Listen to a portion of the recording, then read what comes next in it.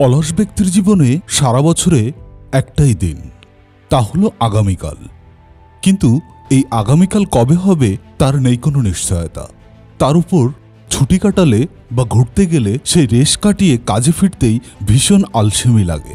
ফিরলেও মন বসানো দায়। তাহলে করণীয় কি?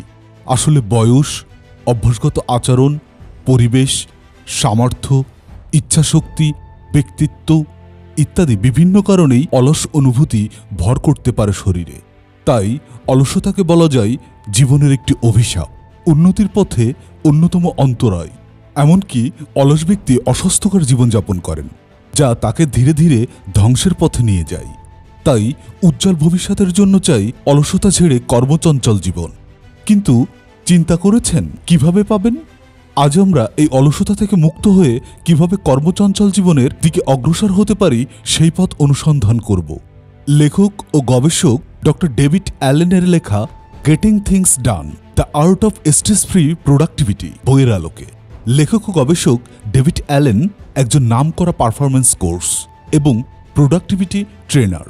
৩০ বছরেরও বেশি সময় ধরে তিনি ভালোভাবে কাজ করা ও কাজের গতি বাড়ানোর ব্যাপারে পেশাজীবীদের প্রশিক্ষণ দিয়ে আসছেন। Getting things done, the art of stress free productivity বইটি সবার পড়া উচিত। কারণ আমাদের মনে হয় আমরা অনেক কিছুই সময়ের সাথে সাথে ভুলে যাই, কিন্তু আমাদের অবচেতন মনে বা সাবকনসিয়াস মাইন্ডে সবকিছুই জমা থাকে। আমাদের চেতন মন বা কনসাস মাইন্ড এসব ধরা না দিলেও ভুলে যাওয়া কাজ বা ভাবনাগুলোর প্রক্রিয়া অবচেতন মনে চলতে থাকে। তাই কোনো বিশেষ বস্তু বা ঘটনা সামনে এলে অনেক সময়ই আমাদের ভুলে যাওয়া স্মৃতি মনে পড়ে যায়। কিন্তু এইভাবে সুশৃঙ্খল সাফল্যমণ্ডিত জীবন পাওয়া সম্ভব না। তাই সুশৃঙ্খল সাফল্যমণ্ডিত জীবন পেতে ও লক্ষ্যে পৌঁছাতে অলসতা ছেড়ে কর্মচঞ্চল জীবনের জন্য বইটির ভূমিকা অকল্পনীয়। কয়েক মিনিট সময় নিয়ে ভিডিওটি দেখলে বুঝে ফেলবেন অনায়াসেই, কারণ পুরো বই থেকে কাজে লাগানোর মতো অংশগুলো নিয়ে সাজানো হয়েছে আজকের ভিডিও। আশা করি সারা জীবনের জন্য অলস্য দূর করার উপায় হিসাবে এটি আপনার উপকারে আসবে। প্রথমেই জেনে নিব অলসতার উৎস কি। অলসতার আসল উৎস মস্তিষ্ক। অলসতার কারণে অনেক সময়ই আমরা সময়ের কাজ সময়ে করতে পারি না। কিছু কাজ তো শেষ পর্যন্ত করাই হয় না। আপনার হয়তো ধারণা অলসতা পুরোটা শরীরের ব্যাপার। শরীরের একটু মেদ বেশি থাকলে আমরা সেই মানুষকে অলস ভাবি, কিন্তু খেয়াল করলেই দেখবেন প্রচুর ভারী শরীরের মানুষ অক্লান্তভাবে কাজ করে। আবার অনেক চিকন চাকান মানুষ শুয়ে বসে দিন কাটায়। এর কারণ অলসতা শুধুই একটি শরীরের ব্যাপার নয়, আমাদের মন ও মস্তিষ্ক এর জন্য দায়ী। তবে এ ব্যাপারে বিস্তারিত বলার আগে চলুন এমন একটি অভিজ্ঞতার বিষয়ে জানা যাক, যা আমাদের প্রায়ই সবার সাথেই হয়েছে। আমরা সবাই বাজার সদাই করি। এমন ঘটনা আপনার সাথে নিশ্চয়ই হয়েছে যে আপনি ৫-৬টা সদাই কিনতে দোকানে অথবা বাজারে গিয়েছেন। খুব খেয়াল করে সব আইটেম কিনে এনেছেন, কিন্তু বাসায় এসে ব্যাগ খুলে দেখলেন কিছু দরকারি জিনিস কেনা হয়নি, যার ফলে আপনাকে আবার বাজারে যেতে হয়। এরকম ঘটনা ২-১বার ঘটার পর আপনি হয়তো এখন বাজারে যাওয়ার সময় একটা লিস্ট নিয়ে যাবেন, যাতে কিছু আনতে ভুল না হয়। কিন্তু এই ভুল কেন হয়? আমাদের মস্তিষ্ক পৃথিবীর যে কোনো সুপার কম্পিউটারের চেয়ে শক্তিশালী, তবুও এর কিছু দুর্বলতাও আছে। অনেকগুলো কাজ একসাথে করতে গেলে আমাদের মস্তিষ্ক ক্লান্ত হয়ে পড়ে। কম্পিউটারে যদি একটার পর একটা প্রোগ্রাম চালু করতে থাকেন, একটা সময় তার পারফরমেন্স দুর্বল হতে থাকে। এরপরও যদি একের পর এক প্রোগ্রাম ওপেন করতে থাকেন, তাহলে কম্পিউটার কাজ করাই বন্ধ করে দেবে। তেমনি আলাদা আলাদা কাজ ও ভাবনা যখন মস্তিষ্কে আসতে থাকে এবং আমরা যদি সেগুলোর ব্যাপারে কোনো সিদ্ধান্ত না নিয়ে কাজ শেষ না করি, তাহলে সেগুলো মস্তিষ্কের বিশেষ অংশে জমা হয়। যখন অনেক স্মৃতি বা ভাবনা মস্তিষ্কে জমা হয়, একটা সময় গিয়ে এগুলো আমাদের দেহ ও মনের উপর চাপ ফেলে, ফলে ক্লান্ত লাগে। কম্পিউটারের মতোই আমাদের পারফরমেন্সও দুর্বল হতে শুরু করে এবং এর ফলে অলসতার সৃষ্টি হয়। আমাদের কাজের গতি ও মান কমে যেতে থাকে। অনেক সময় বিনা কারণেই আমাদের মনের ভিতরে এক প্রকার অস্বস্তি লেগে থাকে। কিছুই করতে ভালো লাগে না, শুধু ঘুম আসে। মনে হয় আজ কোনো কাজ করতে পারবো না।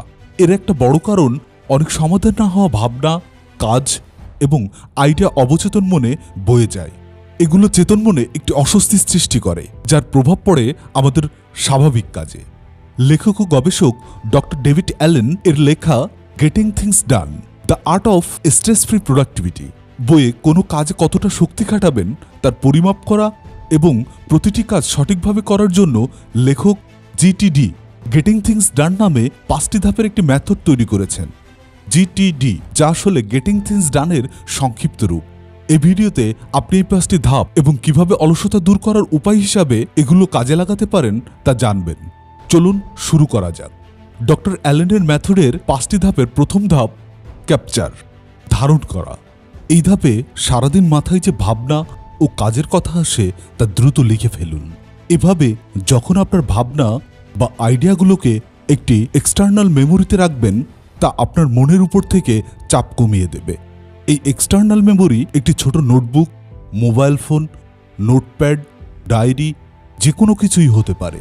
অর্থাৎ এটি এমন একটি জায়গা যেখানে চাইলেই আপনার ভাবনা ও আইডিয়াগুলো দেখে নিতে পারেন। এই মেমোরিকে আপনি বাস্কেট, ইনবক্স এই ধরনের কোনো একটা নাম দিতে পারেন। আপনাকে শুধু একটা জিনিস মনে রাখতে হবে যে যতই আপনি লিখবেন তা যেন যে কোনো সময় চাইলেই হাতের কাছে পাওয়া যায়। কাজ, ভাবনা বা আইডিয়া ছোট বড় যেটাই হোক, মাথায় আসলেই এখানে লিখে ফেলুন। এই লিস্ট বানানোর প্রথম কারণ, এগুলো একবার লিখে ফেললে মস্তিষ্ক এসব মনে রাখা জরুরি বলে মনে করে না, যার ফলে মাথা চাপমুক্ত হয়। সেই সাথে মাথার বেশ কিছুটা জায়গা খালি পাবেন। স্টেপ 2, প্রসেস অর ক্লারিফাই, বাছাই করা। অনেকেই নিজের কাজগুলোকে লিস্ট করে তারপর কাজে নামেন, তবুও সেই কাজ ঠিকমতো করতে পারেন না, কারণ এই লিস্ট করার পরে কি করতে হবে তারা তা জানে না। লিস্ট করা কাজগুলো কোনটা কতটা জরুরি এবং কোনটা করা সম্ভব, কোনটা এই মুহূর্তে করা যায়, এইসব বিবেচনা করে আলাদা আলাদা ভাগে কাজগুলোকে বাছাই করতে হবে। অর্থাৎ কোনটা আগে করতে হবে, কোনটা পরে করতে হবে, এটা সঠিকভাবে বুঝতে হবে। এটাই জিটিডি এর দ্বিতীয় ধাপ।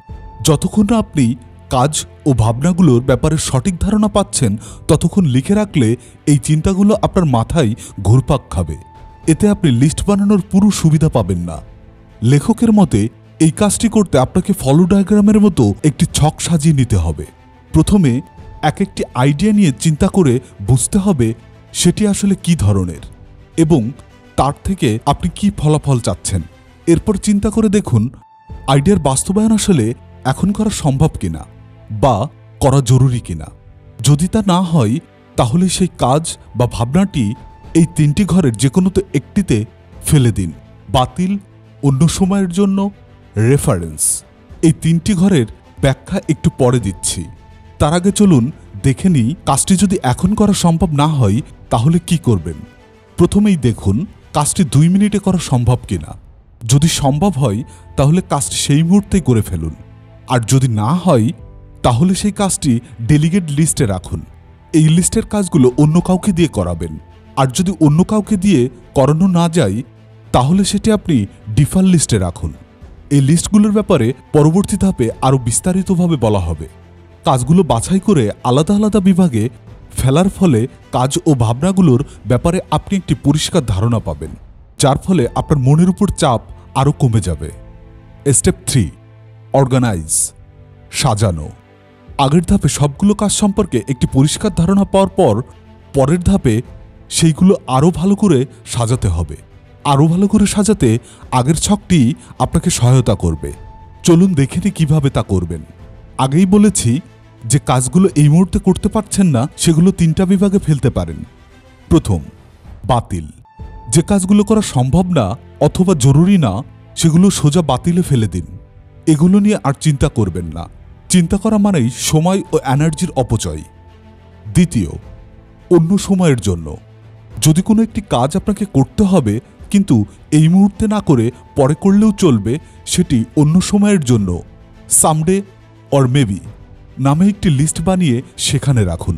পরবর্তীতে সময় পেলে কাজটি করে ফেলুন। তৃতীয়, রেফারেন্স লিস্ট। যদি মাথায় আসা নতুন আইডিয়াটি এমন হয় যে আপনি সেটি পরবর্তীতে অন্য কোনো কাজে লাগাতে পারবেন, তাহলে সেটি রেফারেন্স লিস্টে রেখে দিন, যেটি পরে অন্য কোনো কাজে লাগাতে পারবেন। ধরুন আপনি একজন লেখক, এইমাত্র একটি নতুন চরিত্রের আইডিয়া পেয়েছেন, কিন্তু এই মুহূর্তে কোনো গল্পে রাখতে পারছেন না। সেটি এই লিস্টে রেখে দিতে পারেন, পরে কোনো লেখায় এটি কাজে লাগাতে পারেন। এটা গেল এই মুহূর্তে না করতে পারা নন অ্যাকশনেবল কাজ। এখন নজর দেওয়া যাক যেগুলো এখন করা জরুরি বা সম্ভব সেই সব কাজের দিকে। ডায়াগ্রামটির দিকে আরও একবার তাকান। নন অ্যাকশনেবল কাজগুলো নিয়ে কি করবেন বোঝার পর এরপর জেনে নিন যে কাজগুলো এখন শুরু করা সম্ভব বা এখন করা জরুরি সেগুলো কিভাবে গোছাবেন। এই কাজগুলো আপনি 4টা বিভাগে ফেলতে পারেন, যার প্রথমটি হচ্ছে প্রজেক্ট লিস্ট।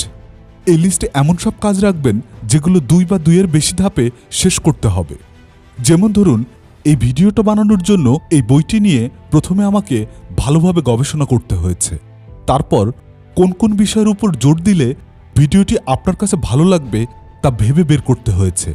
তারপর কোনভাবে ভিডিওটি বানাতে হবে তা বের করতে হয়েছে এবং এই ভিডিওর সাথে কোন কোন ছবি দিলে বুঝতে সুবিধা হবে সেগুলো বের করে সাজাতে হয়েছে। অনেকগুলো ধাপে এই কাজটি শেষ করতে হয়েছে, তাই এটি প্রজেক্ট লিস্টের জন্য বরাদ্দ। আপনার হাতেও যদি এমন কোনো কাজ থাকে যা 2 বা 2টির বেশি ধাপ পার করে শেষ করতে হবে, সেগুলোকে একটি লিস্টে রাখুন। আর একটু সহজ করে বলতে গেলে যে কাজটি শেষ করতে 2টির বেশি ভিন্ন ভিন্ন কাজ করতে হয় সেগুলোই প্রজেক্ট। যেমন ধরুন, আপনি মাংস রান্না করবেন, তাহলে প্রথমে বাজারে গিয়ে মাংস কিনতে হবে এবং এরপর মাংসটি রান্না করতে হবে। এরপর আসুন ডেলিগেট লিস্টে। এমন কিছু কাজ আছে যা আপনি অন্যদের দিয়েও করাতে পারেন। ধরুন, একজন ডাক্তারের অ্যাপয়েন্টমেন্ট নেওয়া প্রয়োজন এবং আপনি জানেন যে ওই ডাক্তারের ক্লিনিকের কাছাকাছি আপনার একজন বন্ধুর বাসা। একটি ফোন করে বন্ধুকে দিয়ে কাজটি করাতে পারেন। এই ধরনের কাজ ডেলিগেট লিস্টে রাখুন। এরপর যে কাজগুলো আপনাকে করতে হবে তা ডিফার লিস্টে 2 ভাগে ভাগ করুন। এই লিস্টের 2 ভাগ হল ক্যালেন্ডার লিস্ট এবং নেক্সট অ্যাকশন লিস্ট। ক্যালেন্ডার লিস্টে এমন সব কাজ রাখুন যেগুলো আপনি নিয়মিত করবেন। যেমন হতে পারে আপনি প্রতি শুক্রবার কারোর সাথে দেখা করবেন, সেটি ক্যালেন্ডার লিস্টে রেখে দিলে সারা সপ্তাহের জন্য এই নিয়ে আপনার আর কোনো চিন্তা করা লাগবে না। লিস্ট করার মাধ্যমে আপনার মস্তিষ্ক একটি স্বস্তিকর অনুভূতি পাবে, যার ফলে মানসিক চাপ অনেকটাই কমে যাবে এবং আপনি ক্লান্ত হবেন না, কাজটিও সঠিকভাবে করতে পারবেন। ক্যালেন্ডার লিস্ট বানানোর পর আপনাকে শেষ যে শখটি করতে হবে তা হচ্ছে নেক্সট অ্যাকশন লিস্ট। এই লিস্টে সেই সব কাজ রাখুন যেগুলো খুব তাড়াতাড়ি শেষ করতে হবে। এই লিস্টে প্রজেক্ট লিস্টে থাকা জরুরি কাজগুলোও নিয়ে আসুন। স্টেপ 4, রিভিউ, পর্যালোচনা। ধরে নিলাম আপনি কাজগুলোকে লিস্ট করেছেন, তারপর সেইগুলো সাজিয়ে একটি চমৎকার কাজের প্ল্যান বানিয়েছেন। ওগুলো নিয়ে আর সারাদিন চিন্তা করা লাগছে না, ফলে আপনি আগের চেয়ে অনেক সতেজ আছেন এবং কাজগুলোও ঠিকমতো হচ্ছে। কিন্তু এখানে একটি সমস্যা হলো, এই মেথডের শুরুতেই প্রথম কয়েকদিন সবাই খুব ভালো ফলাফল পায়, কিন্তু কয়েকদিন পর আবার সব আগের মতো অগোছালো হয়ে যায়। এর কারণ বেশিরভাগ মানুষ 4 নম্বর ধাপটি ঠিকভাবে অনুসরণ করতে পারে না। 4 নম্বর ধাপটি হল পর্যালোচনা বা রিভিউ।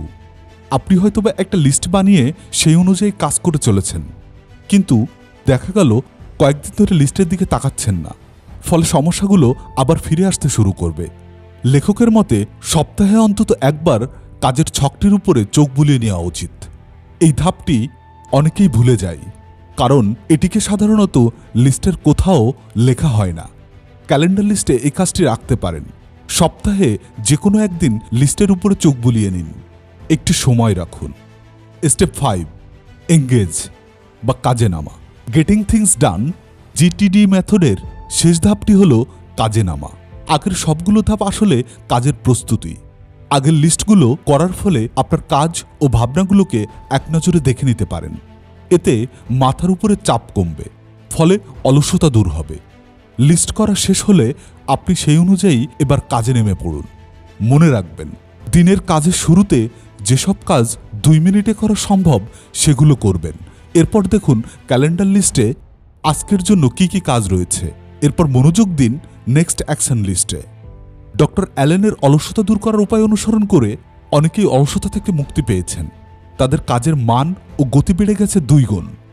আপনিও কেন তাদের একজন হতে পারবেন না? অলসতা রোগের এই চিকিৎসা কাজে লাগিয়ে আপনিও হয়ে উঠুন সফলদের একজন। আপনার সাফল্যই আমাদের সার্থকতা।